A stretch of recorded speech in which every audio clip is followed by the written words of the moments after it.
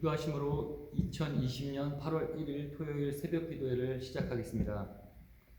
하나님 참 감사합니다. 하나님 오늘도 우리에게 새날 주시고, 하나님 우리가 아침에 눈을 떠 주님의 말씀으로 주님의 예배 앞으로 예배를 드리러 이 자리 가운데 나오게 하신 그 주님의 은혜를 감사드립니다. 하나님 오늘 이 예배 가운데 주님께서 우리에게 말씀하여 주시고, 그리고 우리가 이 예배 가운데 주님을 만나게 하여 주시고, 주님의 말씀을 또한 순종할 수 있는 능력을 얻는 시간 되게 하여 주시기를 간절히 소원합니다. 하나님 말씀과 찬양과 기도 가운데 주님만이 영광 받으시기를 간절히 소원하며 이 모든 말씀 살아계신 우리 주 예수 그리스도의 이름으로 간절히 기도하였습니다. 아멘. 오늘 하나님께서 저에게 주시는 말씀은 로마서 5장 1절부터 11절까지 말씀입니다. 로마서 5장 1절부터 11절까지 말씀 잠깐 묵상하시겠습니다.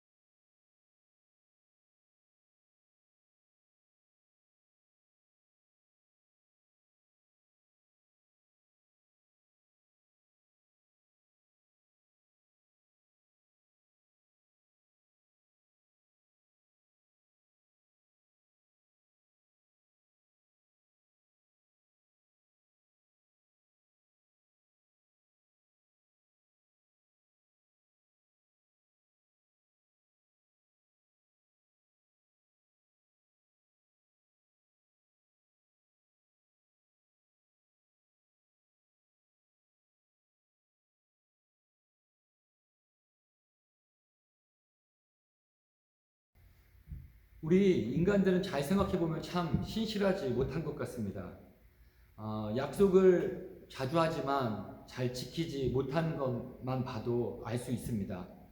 살면서 우리는 많은 약속들을 하고 중요한 약속들을 지키긴 했겠지만, 일상생활 속에서 우리가 한 입으로 한 크고 작은 약속들을 우리가 과연 다 지켰는가 생각해보면 우리가 참 많은 약속들을 지키지 못하며 살았구나라는 것을 알 수 있습니다. 제 경험을 돌아보니 학창시절에 친구들과 많은 약속을 하고 약속을 어겼던 것 같습니다. 그리고 나서 어른이 돼서 결혼을 하고서는 아내와의 약속을 본의 아니게 여러 환경 때문이든 여러 가지 이유 때문에 잘 지키지 못했던 것 같습니다. 그리고 사랑하는 자녀들과의 약속도 삶의 이래저래 바쁘다는 핑계로 잘 지키지 못한 적이 참 많았던 것 같습니다. 그리고 심지어 신앙생활에서도 하나님과의 약속을 잘 지키지 못했습니다. 제 삶을 돌아보니 구원받고 회개하고 결단하고 이제 주님만을 사랑하겠다고 했지만 하루에도 몇 번이나 그 약속을 지키지 못하는지 알 수 없습니다. 그것뿐 아닙니다. 예배 중에, 사역 중에 은혜 주셔서 다시 결단하고 그렇게 살지 않겠다고 다짐하고 결심하지만 하루하루 주님과 약속을, 내가 했던 약속을 결심대로 사는 것이 정말 쉽지 않았던 것 같습니다. 기도 가운데 사랑한다라고 목이 터져라 고백했지만 삶 속에서 하나님만 사랑하겠다라는 그 약속을 쉽게 깨버렸던 것이 사실입니다. 하지만 반대로 우리의 하나님은 우리를 향한 그 약속을 단 한 번도 어기신 적이 없으십니다. 그래서 바울사도는 디모데후서 2장에서 우리는 신실하지 못하더라도 그분은 언제나 신실하십니다. 그분은 자기를 부인하실 수 없으시기 때문입니다라고 말씀하고 있습니다. 그 신실하신 하나님께서 예수 그리스도를 믿는 믿음으로만 구원이 가능하다라고 말씀하십니다. 구원에는 절대로 다른 길은 없으며 오직 믿음으로만 가능하다라고 우리에게 약속하셨습니다. 믿음이면 충분하다라고 말씀하시고 약속하셨습니다. 예수 그리스도를 믿는 모든 사람들을 주의 자녀로 부르시며 다른 것들은 보지 않으시고 믿음만 보시겠다고, 우리를 믿음만 보시고 끝까지 사랑하겠노라라고 우리의 주님께서 약속하셨습니다. 그래서 우리를 언약 백성이라고 부릅니다. 그럼에도 불구하고 우리는 정말 믿음이면 충분한지에 대한 의심이 들 때가 있습니다. 정말 믿음 하나면 충분한가?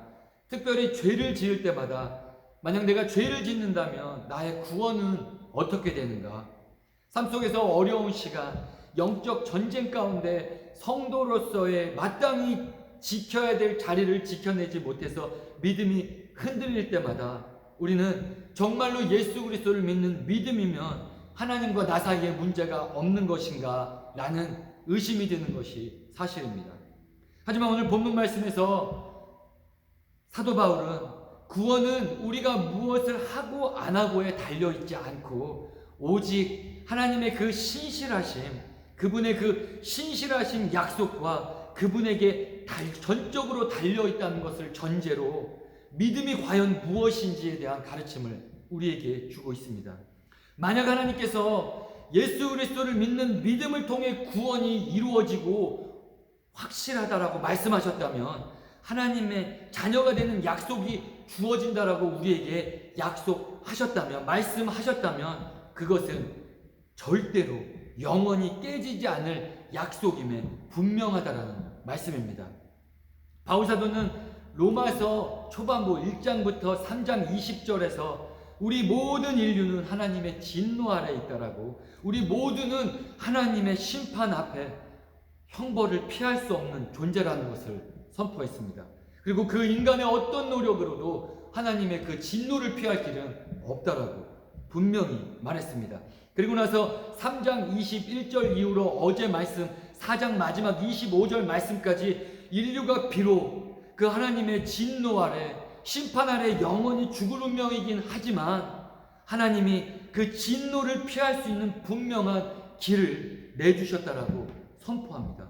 바로 예수 그리스도를 믿는 믿음입니다. 그리고 나서 오늘 5장 말씀에서 바울사도는 그러므로라는 접속사로 시작합니다. 이것은 그 전에 바울사도가 이야기했던 내용들과 5장에서 이제 나눌 내용들이 어떤 인과관계가 있음을 알려주는 접속사입니다.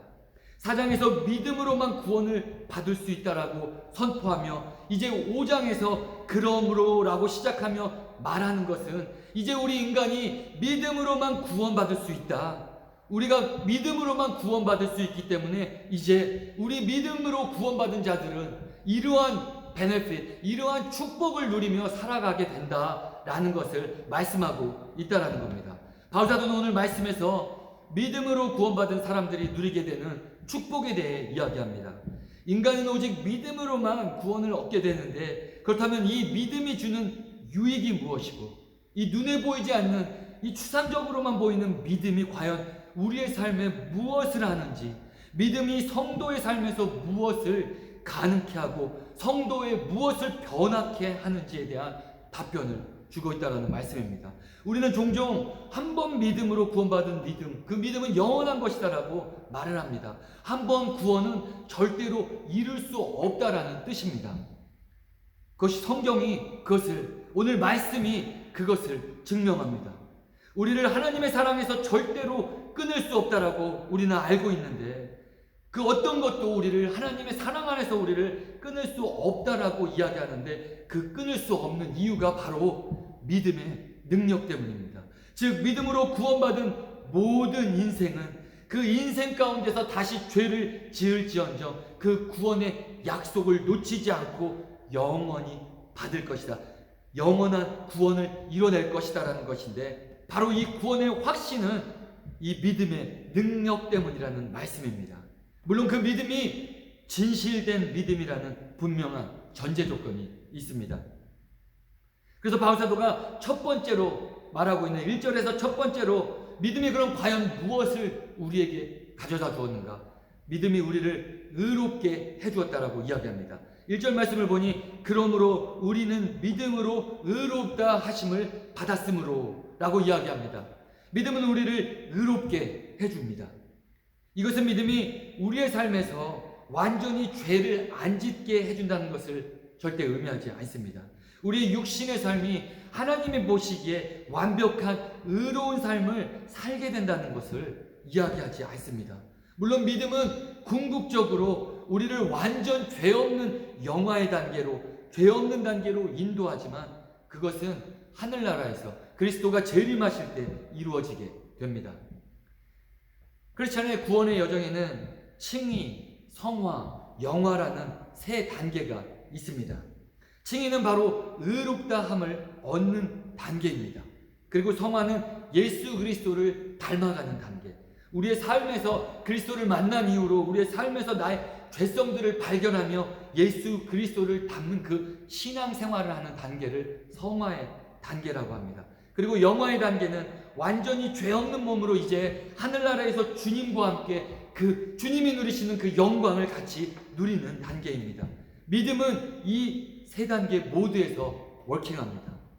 바울사도는 1절 말씀에서 바로 이 칭의, 첫 번째 단계 칭의를 말씀하고 있습니다. 칭의는 삶에서 하나님께서 의롭다 칭해 주심을 받는 바로 그때입니다. 교회를 나의 결심으로 첫 출석하게 되는 날을 의미하는 것이 아니고 등록카드에 이름을 적고 등록교인이 되는 날을 이야기하는 것 아니고 세례받는 날을 의미하는 것이 아니고, 물론 그러한 순간들에 칭의가 일어날 수 있긴 해도 칭의는 바로 성령 하나님을 통해 거듭나게 된 바로 그 순간을 의미합니다. 그 날을 정확히 기억하시는 분도 있고 그 후에 신앙생활을 하다가 그때가 바로 하나님께서 나를 만나주신 순간이었구나 라고 하시는 분들도 있고, 그 기억을, 그 순간을 아예 기억하지 못하시는 분들도 있지만, 우리가 다 그런 것들을 정확히 알 수는 없지만 어쨌든 분명한 것은 믿음을 은혜로 받게 된 후에 그 칭의가 내 안에서 확인되게 되는데, 그것은 바로 우리의 인생의 가치관과 삶의 목적이 하나님 중심적으로, 예수 그리스도 중심적으로 바뀌게 되었는지를 보면 나에게 칭의가 일어났는지 안 일어났는지를 알 수 있다라는 말씀입니다. 저는 모태신앙이었습니다. 저는 모태신앙으로 살아왔지만 27년 동안에 제가 하고 싶은 거 다 하고 제 멋대로 가짜로 신앙생활을 해오다가 16년 전에 하나님을 인격적으로 만난다는 것이 어떤 것인지를 주의 은혜로 경험하게 되었습니다. 그리고 그때 이후로 예수 그리스도를 닮기를 소원하는 가운데 신앙생활하며 성화의 삶을 살아가게 되었습니다. 저는 지금도 여전히 죄를 짓고 삶에서 불완전한 모습으로 살아가지만 그 의롭다 칭해주신 그 믿음으로 말미암아 예수 그리스도를 닮기를 소망하며 지금 살아가고 있다는 말씀입니다. 지금도 여전히 의롭지 않고 내 육신의 삶은 여전히 하나님께서 원하시는 그 의로워진 삶을 살아가는 데는 어려움을 겪고 있지만, 그 의롭다 칭해주신 그 은혜 때문에, 의롭다 해주신 그 믿음을 주셨기 때문에 그리스도의 십자가의 푯대를 향해 달려가고 있다는 말씀입니다. 저의 육신의 삶이 전보다 훨씬 더 의로워졌는지 어쩌는지는 모르겠지만 하나님께서 은혜로 주신 이 믿음으로 인해 자격 없는 저를, 죄인인 저를 의롭다 하시는 그 놀라운 사랑을 이해할 수 있게 되었고, 이제 그 믿음이 저로 하여금 예수 그리스도를 더욱 사랑하며 살아갈 수 있는 그 원동력이 되었다라는 말씀입니다. 바로 이것이 믿음이 성도의 삶에서 성도를 의롭게 하는 일이라는 말씀입니다. 두 번째로, 믿음은 우리로 하나님과 평화를 누리게 해줍니다. 1절 후반부입니다. 주 예수 그리스도로 말미암아 하나님과 더불어 평화를 누리고 있습니다. 우리는 주님이 우리를 불러주시기 전에, 믿음을 갖기 전에 나와 하나님의 관계가 정확히 어떤 관계였었는지를 올바로 이해하셔야만 합니다. 우리는 하나님 앞에 죄인이었을 뿐만 아니라 하나님과 원수된 자들이었다라는 것이 성경의 가르침입니다. 우리와 하나님은 원수였습니다. 우리는 본질상 하나님의 적이었습니다. 상상만 해도 끔찍하지만 하나님께서는 우리가 하나님의 적이었다고, 원수였다라고 성경 곳곳에서 증거하고 계십니다. 오늘 말씀 10절에서도 우리가 하나님의 원수일 때라고 바울사도가 말합니다. 로마서 1장에서도 사람은 하나님을 인정하기를 싫어하고 우리는 하나님을 원하지 않는다라는 말씀입니다. 8장에서는 육신의 생각은 하나님의 원수가 된다라고 증거합니다. 에베소서 2장 말씀에도 우리는 이 세상의 풍조를 따라 살고 공중의 권세를 잡은 통치자 곧 불순종의 자식들 가운데서 작용하는 영을 따라 살았고 그래서 전에는 육신과 마음이 원하는 대로 행했기에 본질상 진노의 자녀였노라고 증거하고 있다라는 것입니다. 우리는 절대로 하나님과 가까워질래야 가까워질 수 없는 관계였습니다. 왜냐하면 그 죄로 인해 우리 스스로 하나님을 원하지 않는 본성을 갖게 되었기 때문입니다. 우리는 어둠이기 때문에 빛으로 나아갈 수 없었습니다. 믿음을 갖기 전에 우리와 하나님과의 관계는 물과 기름이 합쳐지지 못하는 것처럼 합쳐질 수 없는 관계였고 동쪽과 서쪽이 먼 것처럼 훨씬 더 그것보다 먼 관계였다라는 말씀입니다. 진리이신 예수 그리스도를 죽인 유대인들의 모습이 바로 우리들의 모습이었습니다. 우리도 예수 그리스도에 대한 믿음을 갖기 전에는 유대인들과 같이 하나님을 원하지 않았고 그분의 가르침을 부정했고 그분을 핍박했다라는 말씀입니다. 이것은 지금도 많은 세상 사람들이 예수 그리스도를 받아들이지 않고 있는 이유입니다. 그들은 하나님과 원수된 관계로 있기 때문에 예수를 구주로 받아들일 수가 없습니다. 원래 바울사도도 하나님과 원수된 자였습니다. 바울사도는 스데반 집사가 순교당할 그 자리에 있었습니다. 예수 그리스도의 복음, 스데반 집사의 입술을 선포되는 그 예수 그리스도의 복음이 선포되는 그 자리에 바울사도가 있었습니다. 스데반 집사가 복음을 선포하며 돌에 맞아 죽어갈 때 사람들이 귀를 막고 큰 소리를 지르며 일제히 스데반에게 달려들어 그를 성 바깥으로 끌어내서 돌로 쳤다라고 기록하는데 바로 그 자리에 우리의 바울사도가 있었습니다. 진리이신 빛이신 그리스도가 어둠에 임할 때 어둠의 영에 있던 사람들은 그 진리를 알아보지 못할 뿐만 아니라 그 진리를 공격한다는 말씀입니다. 예수 그리스도를 그리고 스데반 집사를 죽인 유대인들과 믿음 갖기 전에 바울 사도의 모습이 바로 하나님을 원수로 알는 우리의 모습이었다는 말씀입니다. 그렇지만 이제 우리는 그 믿음으로 말미암아 예수 그리스도를 통한 그 믿음으로 말미암아 하나님과 화평한 관계를 평화를 누리게 되었다라고 1절 후반부에서 바울 사도가 증거해주고 있는 것입니다. 바로 이 믿음이 죄인인 우리를 의롭다라고 칭함받게 해줄 뿐만 아니라 하나님과 원수된 관계에서 평화의 관계를 만들 수 있도록 가능케 해준다라는 말씀입니다. 그리고 세 번째, 믿음은 우리를 은혜의 자리에 나오게 해줍니다. 2절입니다. 우리는 또한 그리스도로 말미암아 지금 서 있는 이 은혜의 자리에 나오게 되었으며 하나님의 영광에 이르게 될 소망을 품고 자랑을 합니다. 우리는 나라에 세금을 내고 시민으로 세금을 내고 어느 나라에 살든 한국에 살든 미국에 살든 나라에 세금을 내고 나라에서 원하는 의무를 다하고 나라의 법을 지키는 시민들입니다. 우리는 그러한 시민들로 한 나라의 시민들로 살아갑니다. 그렇지만 우리가 그러한 나라에서 요구하는 모든 법들을 지켜나가며 의무를 다하는 훌륭한 시민이라고 할지라도 우리가 미국의 대통령 혹은 대한민국의 대통령이 있는 백악관과 그리고 청와대를 찾아가서 그 대통령을 만나자고 해도 만날 수가 없습니다. 하지만 바울사도는 2절 말씀에서 우리가 믿음으로 하늘나라의 시민이 된 순간 우리는 이제 언제 어디서나 만왕의 왕 만군의 주 하나님과 독대할 수 있고 그리고 그 자리가 바로 은혜의 자리가 된다라고 증거하고 있습니다.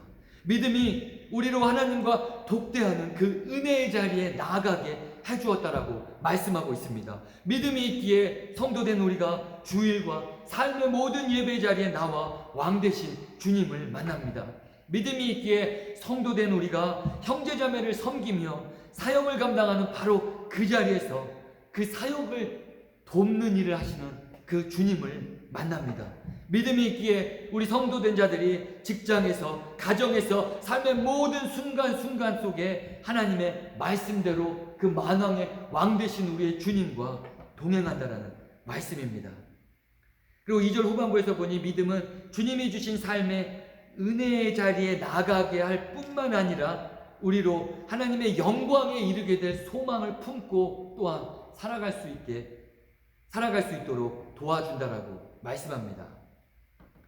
믿음은 우리로 은혜의 자리에 나오게 도와줍니다. 네 번째, 믿음은 우리로 삶 속에 환난을 자랑하게, 그 개역개정에 보시게 되면 환난을 즐거워할 수 있도록 도와준다라고 말합니다. 3절에서 기록합니다. 그뿐만 아니라 우리는 환난을 자랑합니다. 우리가 알기로 환난은 인내력을 낳고, 인내력은 단련된 인격을 낳고, 단련된 인격은 희망을 낳는 줄 알고 있기 때문입니다. 3절에서 바울사도가 의미하는 이 환난은 단순히 우리의 인생의 단계에서 만나는 어떤 일이나 사건으로 인해 겪게 되는 시련과 아픔, 고통, 두려움, 좌절, 실망, 실의 등을 의미하지 않습니다. 아예 그런 의미가 없는 것은 아니지만 3절에서 바울사도가 말하는 바로 이 환난은 바로 적대적인 세상으로부터 받는 반대와 핍박을 의미하고 있습니다. 그러니까 이 환난이라는 것은 욥이 당했던 어떤 인생의 고난, 이해할 수 없는 어떤 인생의 고난 등을 의미한다기보다는 예수님의 말씀대로 살아가려 노력할 때 세상으로부터 받는 고난과 핍박 쪽이 좀 더 가까운 의미입니다. 예수님께서 공생애 가운데 제자들에게 환난을 당할 것이라고 경고하셨습니다. 바울사도도 사도행전 말씀에서 우리가 하나님 나라에 들어가기 위해서는 환난을 겪어야 할 것이다라고 경고했습니다. 결국 이 말씀은 세상에서 믿음으로 사는 성도들은 언제나 세상으로부터 적대감을 느끼게 될 것이고 세상으로부터 공격받게 될 것이라는 말씀입니다. 세상이 너희를 미워하면 너희보다 먼저 나를 미워한 줄 알라. 너희가 세상에 속하였으면 세상이 자기의 것을 사랑할 것이나 너희는 세상에 속한 자가 아니요 도리어 내가 너희를 세상에서 택하였기 때문에 세상이 너희를 미워하느니라. 우리 주님께서는 분명히 세상이 그리스도인들을 미워할 것이라고 말씀하셨습니다. 왜냐하면 그리스도인들은 세상에 속하였지 않기 때문입니다. 우리는 세상의 사상과 교육을 거부합니다.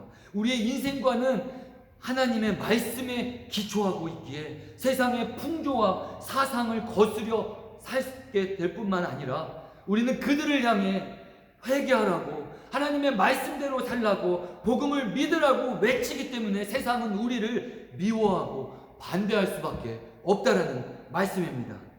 그래서 우리는 말씀대로 살다가 만나는 부딪히게 되는 세상으로부터 오는 적대감과 박해, 환난 만날 때 절대로 놀라서는 안 됩니다.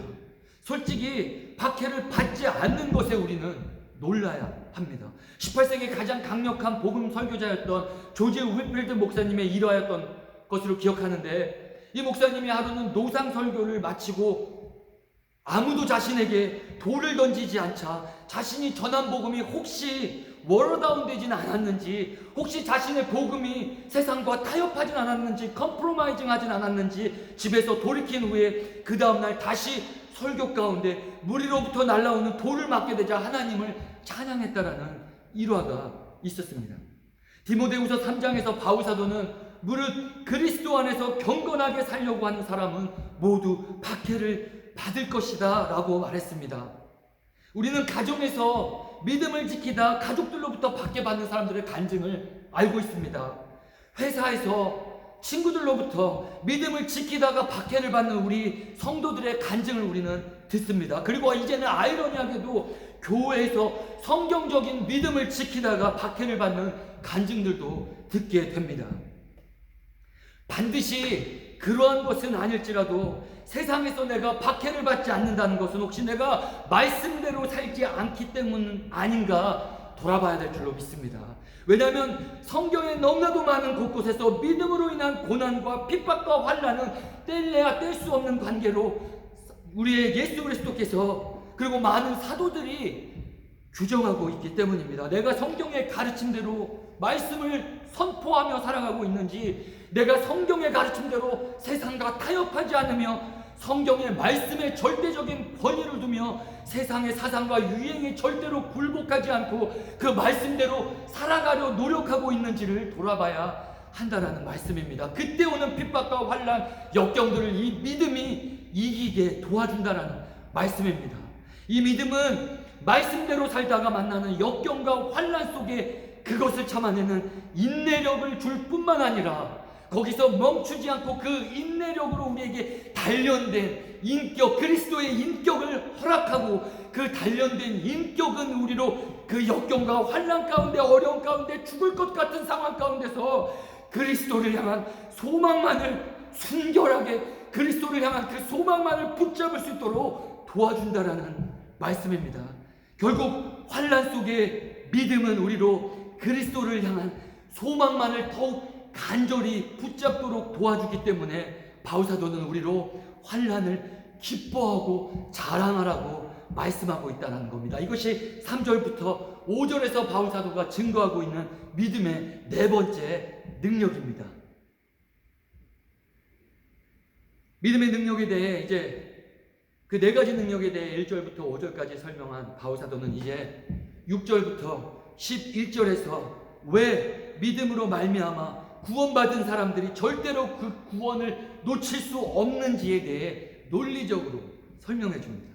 믿음으로 인해 성도의 구원이 완전 최종적으로 보장될 수 있는 이유는 바로 하나님께서 우리가 자격 없는 자일 때에도 그리스도를 통해 우리를 향한 사랑을 보여주셨기 때문에, 확증해 주셨기 때문에 이제 믿음으로 칭함을 받은 자들이 구원에 이를 때까지 끝까지 하나님께서, 우리가 아니라, 우리의 능력이 아니라, 우리의 노력이 아니라 그 하나님께서, 그 신실하신 하나님께서 그 일을 완수하시지 않겠느냐라는 것이 바로 바울사도가 6절에서 11절로 말씀하고 있는 바입니다. 무슨 말씀인가? 6절에 보니 우리가 약할 때에 그리스도께서 제때에 경건하지 않은 사람을 위하여 죽으셨다라고 말합니다. 그리고 8절에서 우리가 죄인이었을 때 그리스도께서 우리를 위하여 죽으셨다라고 말합니다. 그리고 10절에서 우리가 원수일 때에도 하나님께서는 아들 독생자 예수 그리스도를 십자가에 죽이시고 그들을 믿는 믿음을 통해 은혜로 우리를 구원하셨다고 말합니다. 무슨 말인가 하면